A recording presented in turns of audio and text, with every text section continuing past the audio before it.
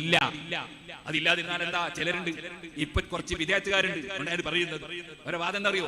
സംഘടന എന്തിനാ? സ്വർഗത്തിൽ കിടക്കാൻ സംഘടന വേണോ? നമ്മളെ ഈ ശൈഖ് പോരെ. ഏത് ശൈഖ്? ഏത് ശൈഖ്? ആലിമീങ്ങളെ ചീത്ത പറഞ്ഞു നടക്കുന്ന ശൈഖ്. അവന്റെ പേര് ശൈഖ്. സുബ്ഹാനല്ലാഹ്. ഞാൻ നേരത്തെ പറഞ്ഞ കുയ്യാന. ഈ കക്ഷികൾ ചോദിക്കാണ്, ഞാൻ ചോദിക്കട്ടെ, ആയിരക്കണക്കിന് മദ്രസകൾ, അവിടെ ലക്ഷക്കണക്കിന് മുഅല്ലിമീങ്ങൾ, ചെറിയ മക്കൾക്ക് ഇൽമു കൃത്യമായി മദ്രസ പഠിപ്പിക്കുന്നു. ഇതില്ലാത്ത ഒരു നാട് നിങ്ങൾ നോക്കിക്കോളൂ. നമ്മുടെ നാട്ടിൽ ഇപ്പോ ധാരാളം വരുന്നു തൊഴിലെടുക്കാൻ വേണ്ടി. ബംഗാളിൽ നിന്നുള്ള തൊഴിലാളികൾ.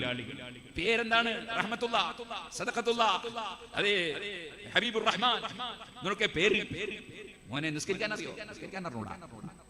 I don't know. ഒന്നും അറിയോ? ഒന്നും അറിയില്ല. അതെ അറിയില്ല. എന്താ ഇങ്ങനെ ആയിപ്പോയത്? സംഘടന ഉണ്ടായില്ല. സമസ്ത കേരള ജംഇയ്യത്തുൽ ഉലമ ഉണ്ടായില്ല.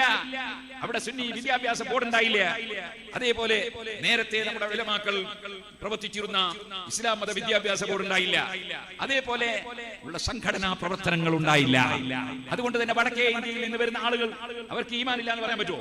സുബ്ഹാനല്ലാഹ്, അവർക്ക് ഈമാനൊക്കെ ഉണ്ട്. പക്ഷേ നിസ്കാരമില്ല, വുദൂഇല്ല, കുടിക്കാൻ അറിയില്ല, ഫാത്തിഹ ഓതാൻ അറിയില്ല. എന്താ സംഭവിച്ചത്? ഇവിടെ പ്രവർത്തിച്ചതുപോലെ സുന്നത്ത് ജമാഅത്തിന്റെ സംഘടന, പണ്ഡിതന്മാരുടെ നേതൃത്വത്തിലുള്ള സംഘടനാ പ്രവർത്തനം ഇല്ലാതെയായതിനാൽ അവരെല്ലാവരും ഐതാമുകളായി പോയി. അവരെല്ലാവരും അനാഥകളായി പോയി. അവർക്ക് ഇൽമു കിട്ടിയില്ല. സുഹൃത്തുക്കളെ, അതേപോലെ ഒരവസ്ഥ ഈ നമ്മുടെ കേരളത്തിലും ദക്ഷിണ കന്നഡയിലുമൊക്കെ കൊണ്ടുവരണമെന്ന് ആഗ്രഹിക്കുന്ന ദീനിന്റെ ശത്രുക്കൾ. ആ ശത്രുക്കളാണ് സംഘടന വേണോ സ്വർഗത്തിൽ കിടക്കാൻ. നമ്മുടെ ശൈഖിന്റെ കൂടെ ഇങ്ങനെ നടന്നാ പോലും എന്ത് ചെക്ക്? അള്ളാഹുവിന്റെ ദീൻ നശിപ്പിക്കാൻ വേണ്ടി ഇറങ്ങിയ കക്ഷികൾ. അതിൽ മുസ്ലിങ്ങൾ പെട്ടുപോകരുത്. ഇത് നിങ്ങൾക്കൊക്കെയും മനസ്സിലാക്കാൻ കഴിയുന്നതല്ലേ? സംഘടന ഇല്ലെങ്കിൽ നമുക്ക് ഈ കാണുന്ന ഏതെങ്കിലും ദീനീ ചലനങ്ങൾ ഉണ്ടായിരുന്നോ? ഉണ്ടാകും.